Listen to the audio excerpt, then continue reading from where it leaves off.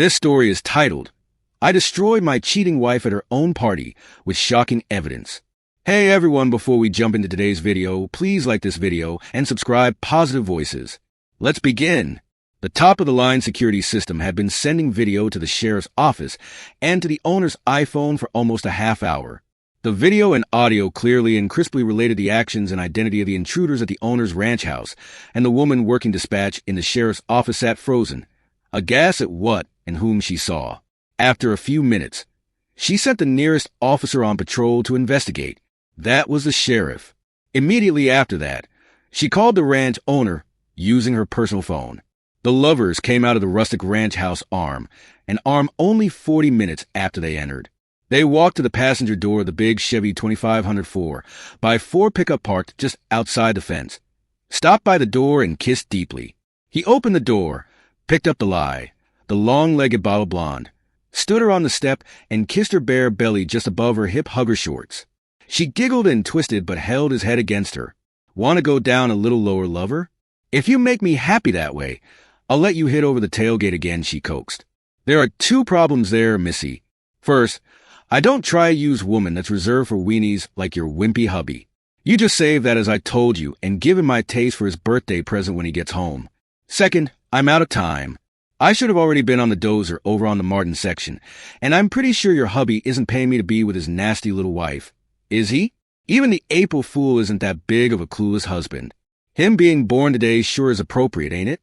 Placing both hands on his head and pushing down on it, she cajoled. Oh, come on, lover. Let's not talk about him. He won't be back until tonight, and I need attention now. You know 45 minutes isn't enough for me.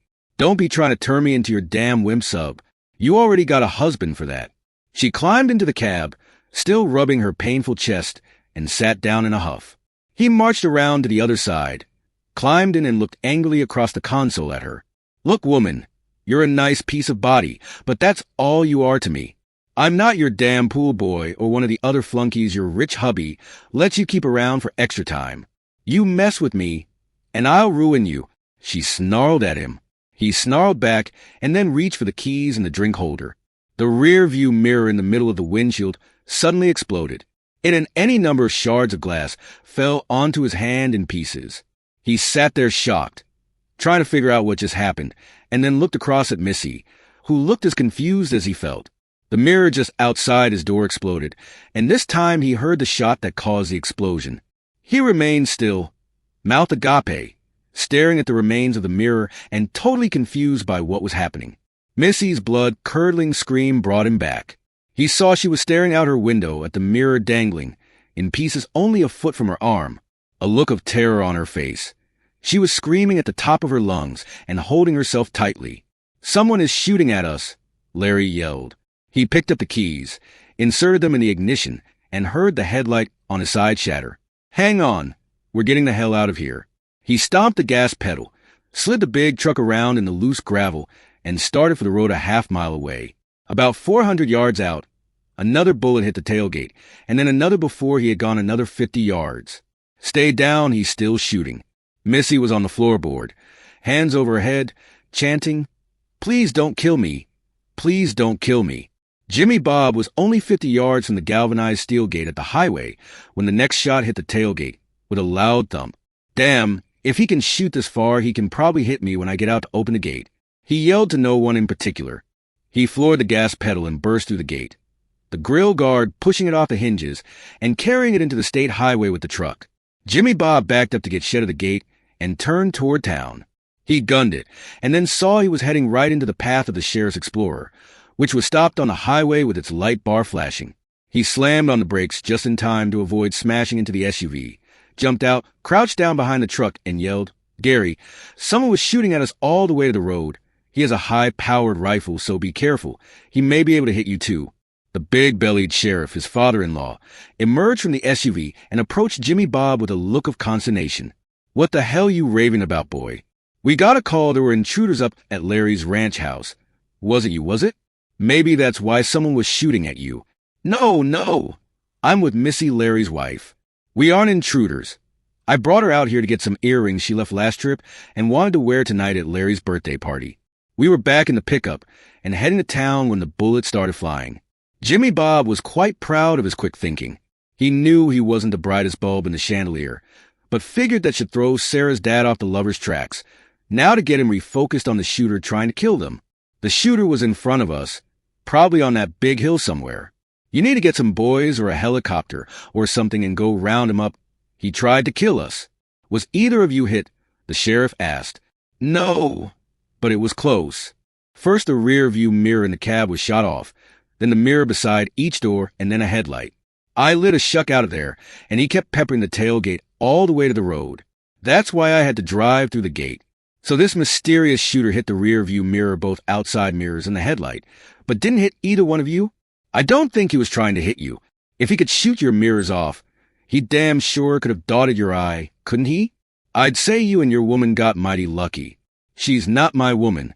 I was just helping her out, he replied. The sheriff opened the passenger door, where Missy lay curled on the floorboard with her hands over her head, whimpering. Get out, Missy. You're safe now. He wrapped his big hand around her slender arm and pulled her up. She yanked loose in a panic, scrambled over the console, fell out the door, got up and crouched beside Larry. Don't let him kill me, she pleaded. Don't let who kill you, Missy. Who is trying to kill you? The sheriff asked. My husband. My husband is trying to kill us. He knows. I don't know how, but he knows. Knows what? The sheriff asked suspiciously. Jimmy Bob quickly interjected. Missy, we don't know that it was Larry shooting at us. He wouldn't have any reason to do that. We were just out at the ranch house trying to find your earrings. Although her eyes still looked vacant, and she was trembling with fright, Larry's words still sunk in. She tried to cover her mistake. I know he doesn't have a reason, but he's a jealous man and he might have shot at us without finding out why we were out there. Missy, your husband wins all the turkey shoots and marksman contests in the area. If he wanted to kill you, you'd be dead. Besides, he's in Monterey on a business trip and won't fly in until this afternoon. Do you want me to call him and verify his whereabouts? Would that make you feel better? Gaining control, Missy knew that would make him suspicious, so she declined. I'm sorry, Sheriff.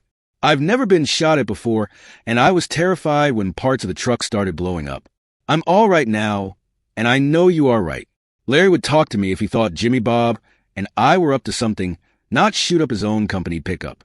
It was a perfectly innocent trip to get my lost earrings, and I asked Larry to take me because I was a little afraid to be way out here by myself. The deputies who had arrived a few minutes earlier had been busy taking pictures. Traffic, normally light, was beginning to back up in both directions. So the sheriff directed them to move the truck and gate into the bar ditch so traffic could move again. The deputies picked up the crumpled gate and moved it back onto the ranch. When he first saw the damage, Sheriff Adams had told dispatch to call the Martinez boys to do the fence repairs. They called to let him know they were only a few minutes away, so he offered Missy and Jimmy Babb the back seat in his Ford Explorer. Jimmy Babb didn't like being behind the mesh wire much, as it reminded him of more than a few times when he had been there with cuffs on, but he sat and quietly talked to Missy, reassuring her and reminding her to stick to the story. The sheriff had taken their statements, and they had been released by 12:30. Missy hurried to her beauty shop appointment, and Jimmy Babb headed to the Martin pasture to push some dirt out of the dry tank bed with the cat. He figured he'd better get a few hours in, expecting Larry to appreciate his commitment after having been shot at and all. The deputies had investigated the site of the shooting, but they found no brass, no sniper's nest, no tracks, nothing that would explain the shooting or identify the shooter. On a whim, the sheriff called the hotel in Monterey and asked for Larry. He heard a few clicks, and then Larry picked up and asked what he could do for the high sheriff. The sheriff described the shooting and aftermath, assured Larry that Missy and Jimmy Babb were uninjured, and told him new corner posts had been sunk. The fence was back up, and a new gate had been hung. He warned him the pickup was being held as evidence, but it was going to need a lot of repair when it was released. That's okay. I'll just withhold it from your son-in-law's wages. Teach him not to be doing favors for my wife. The sheriff wondered if he heard a little rancor in Larry's voice. He figured that, like him, the deputies, and pretty much anyone else who heard the tale, Larry might be a mite suspicious about the earring story. For sure, his daughter Donna, who was Jimmy Babb's wife, was more than a tad suspicious. Larry was in for a grilling and then some chilly nights.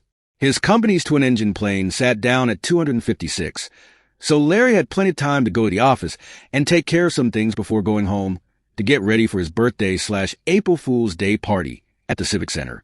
He left work with a USB drive loaded with pictures and video for the party tonight. He hated events like this, but Missy wanted to remind everyone again how he had become the richest man in the area through hard work, good instincts, and the willingness to put his money where his instincts told him. This was a great story.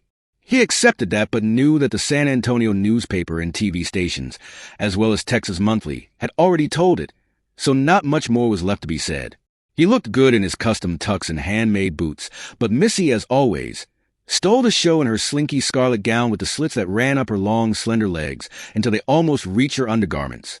Standing together, they greeted and circulated among the several hundred guests, including about 50 of Larry's employees and subcontractors.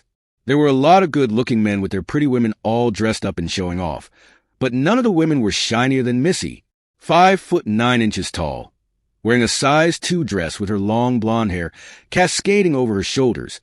She was the epitome of the modern model.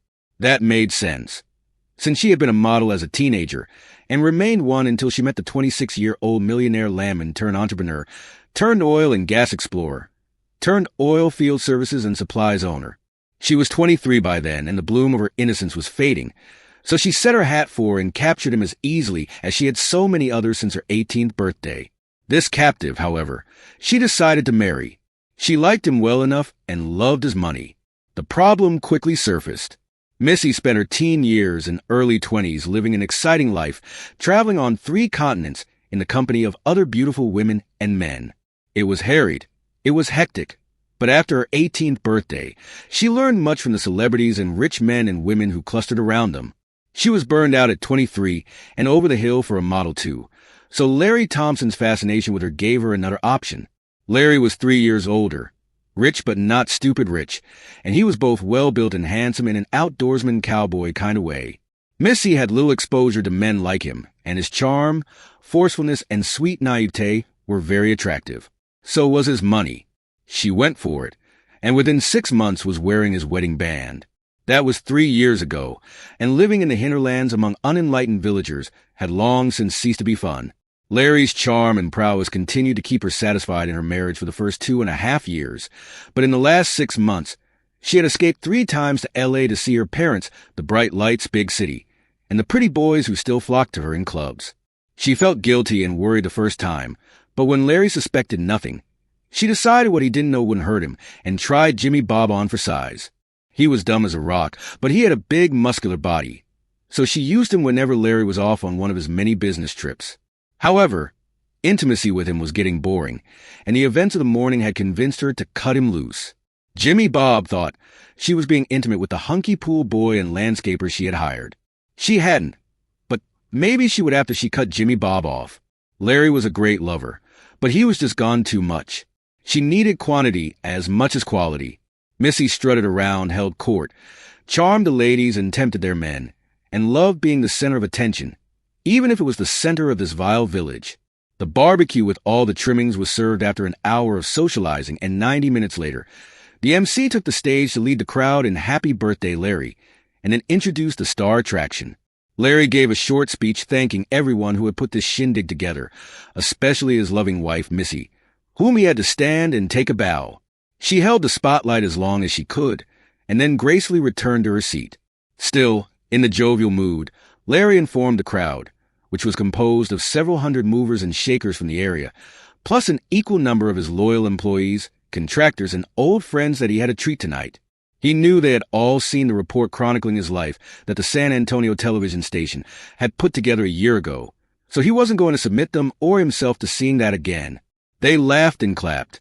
Instead, he began talking as pictures of his employees at work, of his office staff, and of his contractors and clients ran across the huge screen behind him and across smaller screens along the sides of the Civic Center. He extolled the hard-working men and women, calling them by name as their pictures came up, and credited them for the success of his various enterprises. He showed pictures of his family and talked about how they contributed to his work ethic and the values he tried to uphold. All the while, patriotic music played in the background. The pictures ended, the accompanying music changed the country, and a video began. His workers were shown hard at work, driving to and from jobs and laughing and talking with their boss on the job, back at the headquarters, or in the yard where the equipment was kept. Next, Larry talked about the contractors, how reliable they are, and what they contributed to the company and to the local economy. The last contractor I want to mention is an old friend who has built a small operation housed in his home workshop into the electronic security business that more and more oil field trucking, saltwater disposal, pipeline, and other businesses are using to lower theft and malicious damage. If you aren't using Eddie to protect your home and business, give him a call. He'll do you right. Just to prove how amazing his work is, I want to give you a sample of a job he just did for me. Gary, over there, you might try him too. He's a good one. Had us in a little workshop out at the ranch to introduce our office staff to a new computer program we will all be using. I know, but getting away from the familiar seems to increase the interest and focus of folks. So if we ended up fishing during breaks and all, well, that is just to get some fresh air.